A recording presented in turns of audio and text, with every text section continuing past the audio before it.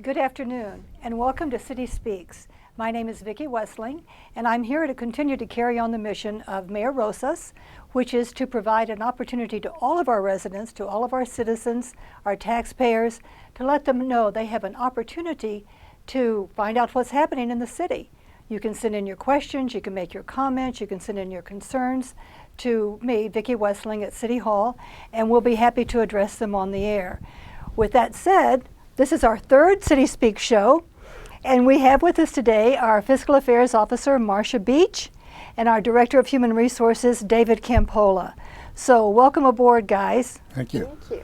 Okay, Marsha, I'm going to start with you. Tell me a little bit about your experience with the city, where you came from, and kind of what's going on. Okay. Well, as you know, Biggie, I'm from Indiana originally. I've actually worked here at the city for 9 months now. I'm very proud to be working at the city. I'm very proud of Mayor Rosas. I actually haven't known him very long. I just met him on the day he interviewed me. But I'm just extremely excited about everything that's happening in the city, not only as an employee, but as a resident. I mean, look around you. There's just so much going on.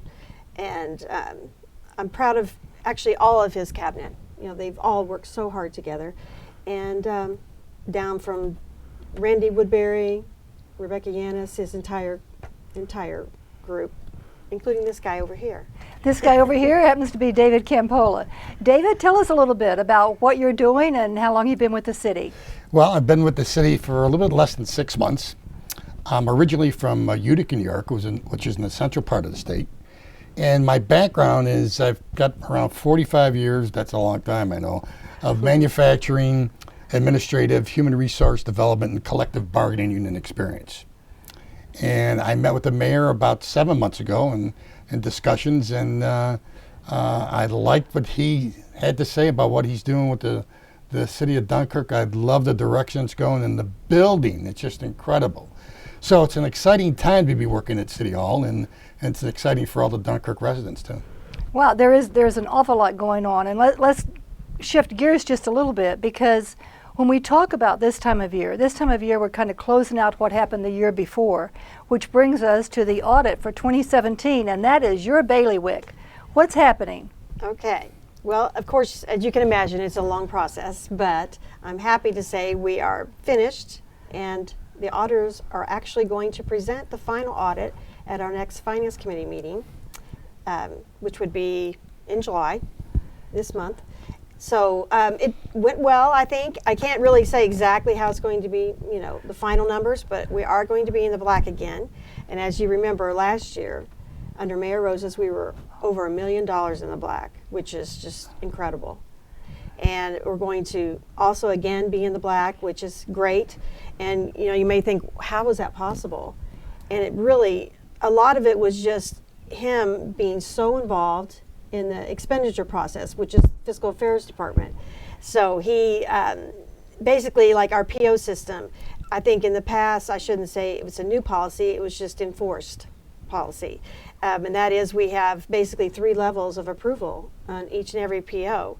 At the department head level, you know, they're weighing need versus want, you know, and once that's approved by them, it then comes to my department. So as Fiscal Affairs Officer, I'm then looking at the budget, their individual budget, and I'm saying, do they have the funds available? Mm-hmm. So once I approve that, and then of course it goes to the mayor, who then has the final say.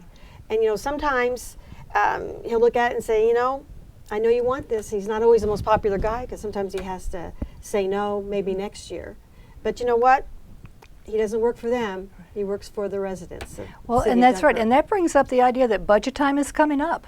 We'll be preparing the budget now for next year. Exactly. So your relationship and working with not only the mayor but with those department heads is critical. Mm-hmm. Talk to me about how are you collaborating with that, and also the fact that manpower needs are important. So David is responsible for looking at manpower and what has to happen and working with the department heads. So how are the two of you collaborating on this?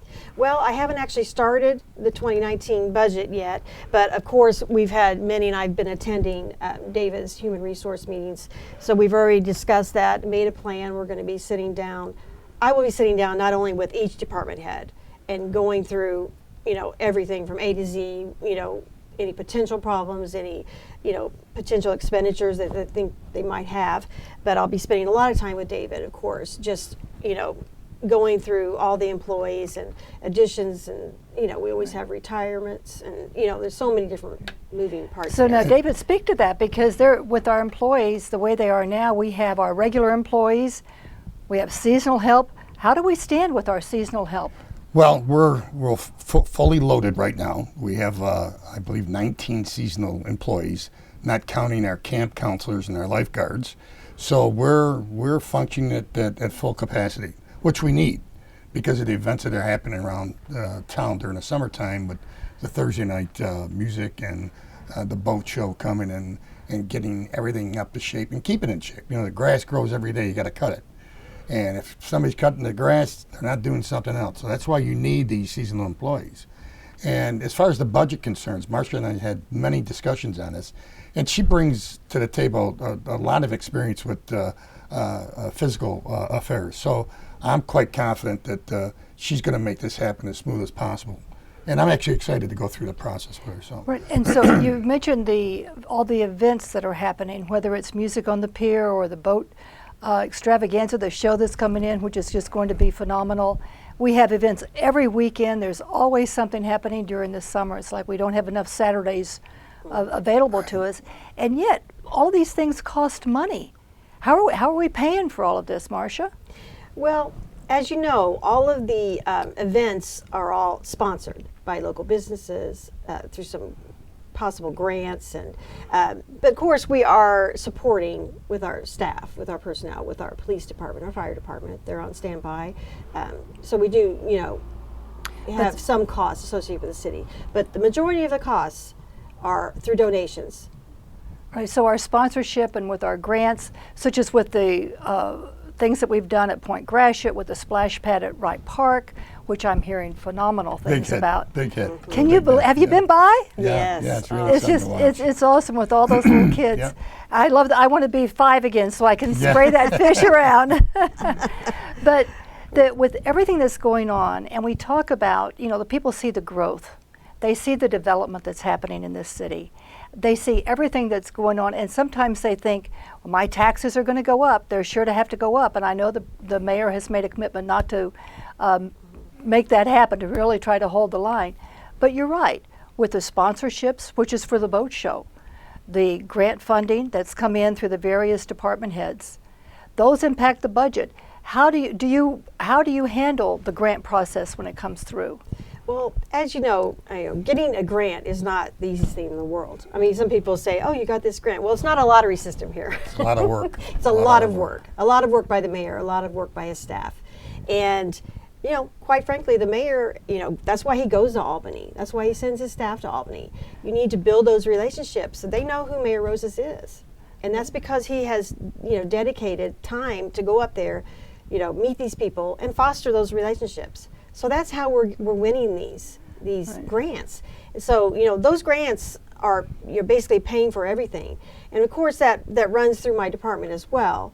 We're on a very strict budget, whatever the grant is. I mean, we adhere to that, of course, but those aren't easy to get, and I'm pretty proud of everyone for being able to get those, like the 2.5 million SMART funds for our pier and Central Avenue project.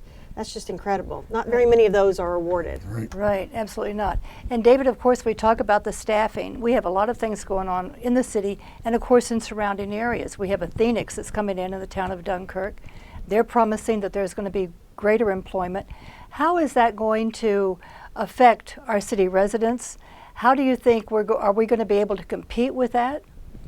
Well, one of the good things about the employees of the city of Dunkirk, they're very dedicated, and they're a very intelligent workforce, and they've got a lot of talent, and they've got a lot of time invested in the city. So when new jobs are opening up, like the Phoenix, I'm not sure what type of positions they're going to have open. I'm pretty confident that we'll be able to retain most of the employees at City Hall. Like I said, they're very talented. I have a staff with Kathleen and Roger that I couldn't do anything without them. They know so much about what's going on, and I'm just they've made the learning curve so much easier for me, and I'm pretty proud of the work they do.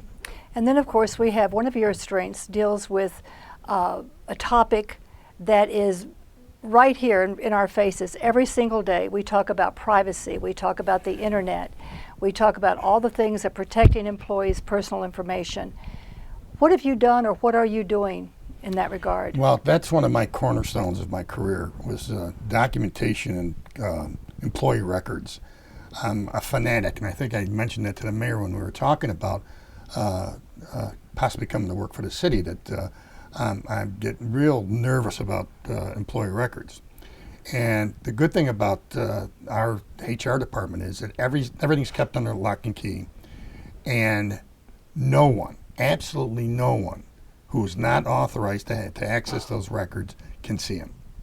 So I'm pretty satisfied. We can always do more, and we always try to do more.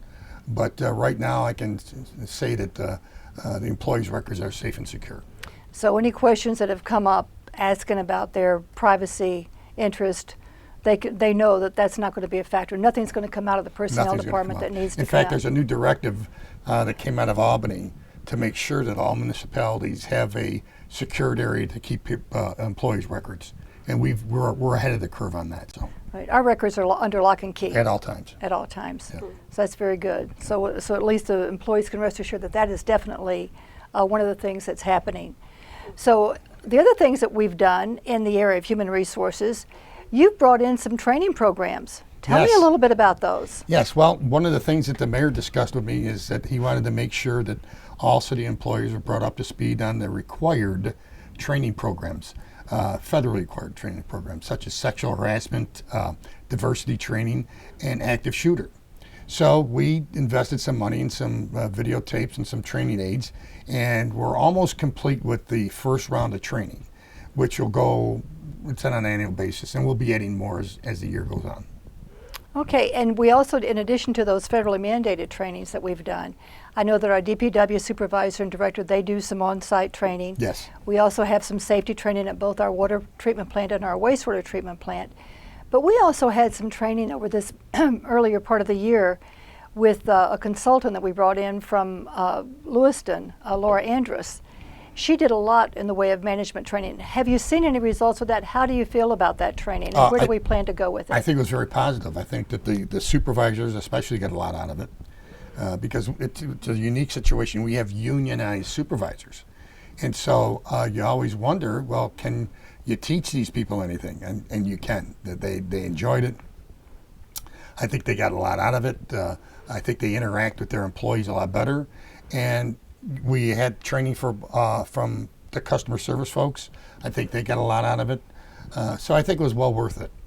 Good. And then, of course, at the director level, there was additional training, Yes. so that all of the training, all of the tools, all of the different strategies toward better management and best practices will not only come from top down, but they'll be able to come from bottom up. And we have definitely seen the results of Mayor Rosas' efforts in bringing that on board. Some other things that are going on in the Fiscal Affairs office is that you've got some additional part-time help. Tell us about that. Yes, we do. Treasurer. Treasurer Mark Woods added another person to his staff, and she is actually going to be helping out my department, Fiscal Affairs, as well as the clerk's office, as needed, which is going to be wonderful because there are many projects, and anytime anyone needs additional information, it takes another person. So it's kind of nice that, and just covering vacations and covering different absences. So it'll be nice, and she'll be totally cross-trained in all three departments, which is nice. She'll be able to step in and help at moment's notice. So that was a great addition, I believe. And Right, so the treasurer is being pretty generous in loaning yeah, her. well, he has. So far he hasn't, but I think he will eventually. Okay, that's great. And so now when we talked about the seasonal help, the summertime help that we have, when will those programs end? Around Labor Day. Around Labor Day. Okay, good. And then, of course, our camp is full, Camp Gross, which is just phenomenal with all of our 300 kids. young children will be visiting the camp throughout the summer. So it's fully staffed with the proper counselors and lifeguards. So we're always excited about that. So they have a lifeguard because they swim in that Yeah, in Casadega Lake. Right, Yeah. the Yeah. lake out there. So that's really Yeah. phenomenal. So those kids are. Yeah, it's a really nice, fun place for Yeah. kids. You know, they get a lot out of it. It really is. And so now we also have, because of all of the activity that has gone on, and you mentioned the grants and the Central Avenue and the pier, all of these things that are happening throughout our city. How are you feeling that the employees are stepping up to that? Do you think that they're able to handle all of these changes? What do you think is going on? Oh, I think they are. I think, like I said, that's a very talented workforce at the city, and I think that the mayor is a challenging person. He likes to set challenges for people, and his goals are usually met. So everybody's excited about what's happening in and around the city. So. The other thing that we talk about our collective bargaining units. We have 4 unions with the city of Dunkirk. Mm-hmm. Tell me a little bit. That's one of your strengths, of course, is dealing with collective bargaining. What have you seen, and what kinds of things are you planning to do for this next upcoming negotiations in a few years? Well, there's 4 bargaining units. There's one with the police department, the fire department. There's a Teamster union and a AFSCME, I think it's called. AFSCME 912. All 4 contracts aren't due till either the end of 2019 or 2020. I'm not sure of the dates. The mayor did a great job negotiating the contracts. So my job has made it a lot easier coming in the door. But we'll start preparing for contract negotiations sometime the middle part of next year. And you know, we have a very good working relationship with all the unions, and I don't anticipate any issues coming up during negotiations. Great. So you've met with all the union presidents from one time to another. So there's really some camaraderie that has been developed there. Yep. And then working throughout City Hall, because of the different departments, the way everything is structured, the way everything is, just you've got the city clerk's office, so we work with the city clerks, then you've got the DPW and Fiscal Affairs and police. How is all of that, how are you able to manage that and stay in tune with what's going on with all the different departments and the different employees? Well, we've got a great supervisory workforce. You know, if it wasn't for the directors and the cabinet members having their hand on the pulse of everything's going on, it'd be kind of chaotic. But everybody knows their job and they know how to do it well. So I think we're very successful in that respect. Very good. And in your department, you've got some long-time people who've been there for quite a while. Oh, absolutely. Evelyn has been there, goodness, I don't know how many years. 50, she I think. may not want me to say on the air. 50, but she's a lovely woman. Of course, she knows her job inside and out. And Kevin McCula is our payroll expert, and he's done many different positions, from what he's told me, within the city of Dunkirk. So he's very well-rounded, and of course knows everything inside and out with regards to the payroll and all the union contracts. So he's obviously a very big asset. We couldn't function without him. That's great. Just great. One of the things that I know from the mayor that he and I have talked about, and I know he's spoken to the two of you about, is our overall policy and procedure development for the city of Dunkirk. These are things that certainly when we come to deal with policies that deal with employee issues, we certainly have to make sure that we coordinate and with the collective bargaining agreements, we can't really do anything that flies in the face of those. But also we have some regular day-to-day kinds of policies and procedures that we're doing. What do we have planned? Well, I want to get reinstituted as the city handbook. And we won't call it a handbook anymore. It's kind of outdated. It's called an employee guide. We've had one. I think the last time it was updated was in the late 80s. You yourself have written many policies that will go into this new guide. And the big thing about an employee guide, it has to pass all the legal scrutiny.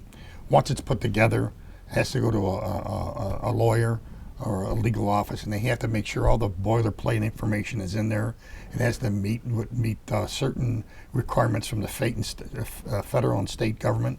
So we're in the process, and that's going to take a bit of time to do. But I think within the next year or so, we'll have that done.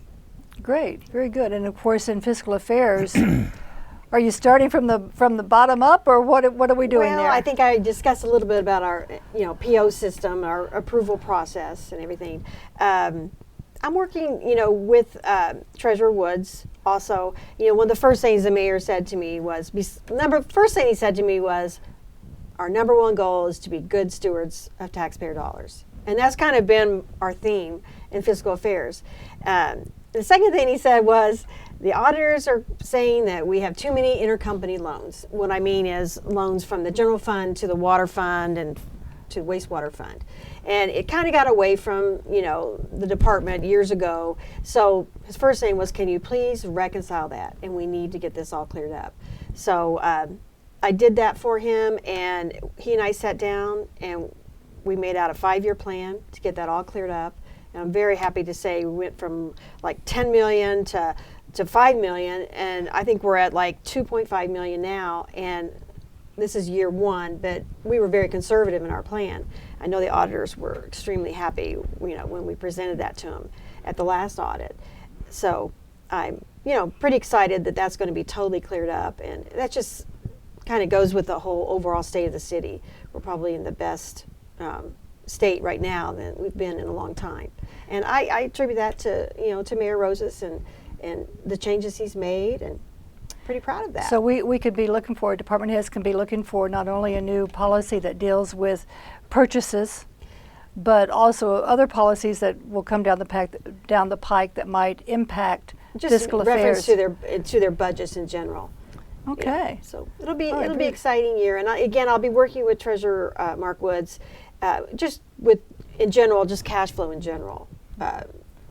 Revenue streams, and so I'm kind of looking forward to getting into that with him. He and I work well together, so we'll be doing that, which will make both our lives a little easier.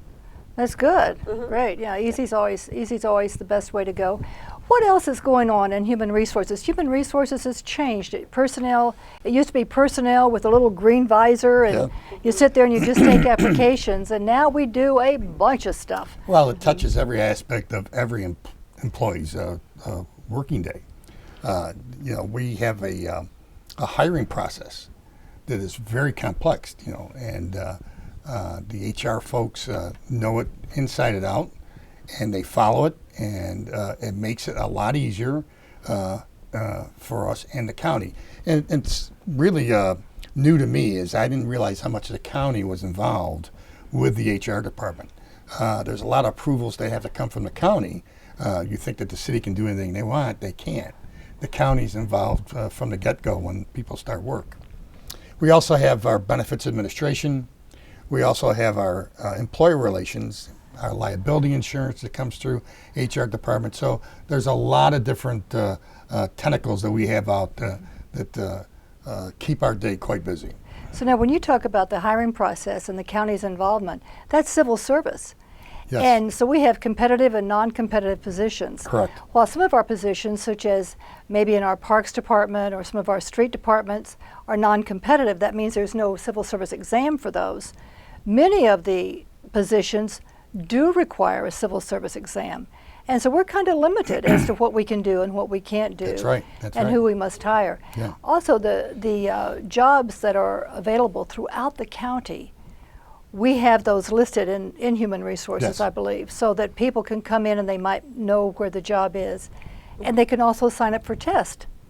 So a lot of times we'll have people who will come in and they've not taken the test and they have to take the test. So that can be. Yeah, it's quite complex, the civil service system for Chautauqua County. I think it's like that for every county in the state. They control all the hiring. They really do. Just because you're in the city of Dunkirk doesn't mean you're entitled to a city of Dunkirk job. You have to go. The county's in charge of most of those jobs, which is completely new to me. I come from the private sector, obviously. So. Right, and when we talk about those competitive positions, and those competitive positions go from our secretaries, certainly, our personnel clerk, the ladies in the clerk's office, Wastewater treatment jobs. water treatment jobs, all yeah. of these things Yeah. are competitive. So Yes. we can't just say, we want you. So it really makes it, when people say, well, the city only hires people who they like, No, that's not true. that's not true, That's not right? true. That's No, not true. The county has a lot to do with it. Yeah, so and we're limited. We can only take the first, if they send us a list, we can only take how many? We have to look at the top 3, I think it is. The top 3. Yes, yeah. yeah, so We can that's look at. that's important too. Yeah. So when they take the test, people just have to It's a whole process. It's a whole process. And now you talked about benefits. right now the city health insurance is through the LMHF, the Labor Management Right. Healthcare Fund. Right. And that saved us a considerable amount of money. But that's Considerable. going to be coming up next year for renewal for that. Have you already begun working on that? Not yet. No. That's another area which the county has a lot to do with.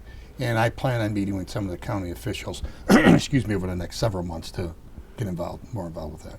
Okay. So we have the benefits, we have the insurance, we also have certainly all the time off and things that go along with that with the benefits. But then you talked about the liability insurance. Tell me a little bit about that process. How did that work? Well, the liability insurance for the city is it's a large policy, and it covers everything. It covers from all our vehicles, our equipment. So the process of getting quotes and going with the best possible insurance company, the one that can provide the most service, is it's a big process. So I can say that we secured our policy for 2018 and 19, and we look forward to good relationship with the insurance company and better service. And you mentioned quotes. So how did you go about getting quotes for that? Well, we send out competitive quotes, RFQs, to various companies who are interested, and we get whoever responds. We go over their excuse me, have an interview process with them, and then we go from there. Right. And so you deal with a lot of those things also, because we talk about the different ways that we manage the grants, or if we're going to purchase something, sometimes quotes are involved, and you have to get involved with that. And you work very closely with the city clerk and the treasurer on those issues, do you not?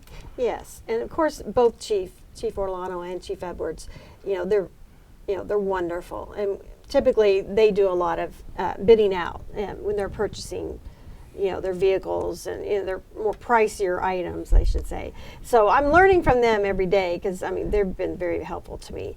But and of course the clerk as well. I learn something from every single person every it's day. a learning experience. Yeah, it is, and it's fascinating, and it's just very fun, really. I'm very much enjoying my job and learning from everyone. We have a wonderful group at City Hall and our entire staff.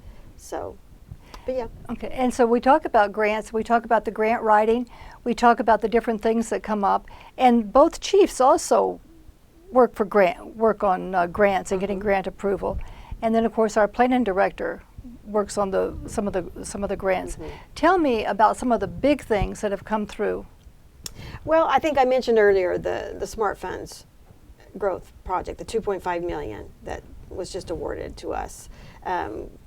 There's been a lot of activity about that regarding the pier, and rightly so. The community was very involved in that, and showing up, and some were for the plan and against, and they're revising it, and it's going to be a process where they're going to keep presenting their revisions and listening to the public, and you can't please everyone, Well, but we can please the majority of people. Right. Right. And that's another thing that Mayor Rosas has made sure that the public gets involved. They have a voice. Absolutely. So these He's public big on that. He's these big on public that. hearings, he really asked for the input from the public, which is why we're doing the show. Yeah. Because we want the input from the public. We want to know what the taxpayer and what the resident is concerned about. Absolutely. And there is just a great deal going on. So which is going to lead me to the next show, because this is something that has just happened this morning. Our DPW director, Randy Woodbury, is going to be the guest, and we're going to preempt so that next Thursday we'll be with Director Woodbury, and he's going to talk about all of the different projects, and I think there are 20-some projects. Oh, you might have to make it an hour program, because there's a lot going on with the various projects around the city. You just drive through town, building every place, Right. Yeah, really something. Go down Main Street and see all those houses and all the it's stuff. exciting. It's just unbelievable. So it's going to be interesting. So I really encourage people to make sure that they watch next week and send in questions for Director Woodbury if you have them. So we'll make sure that we do that. And Marsha and David, thank you. I'm glad you came. Hope you Glad enjoyed we it. did. You It was didn't a feel lot like of you were on the fun. hot seat? Yeah, no, that was fun. Okay, You all weren't right. you weren't too tough. Wasn't too tough? I'll get better. Yeah. Okay, thank you so much. You guys have a great day, and thank you for watching City Speaks.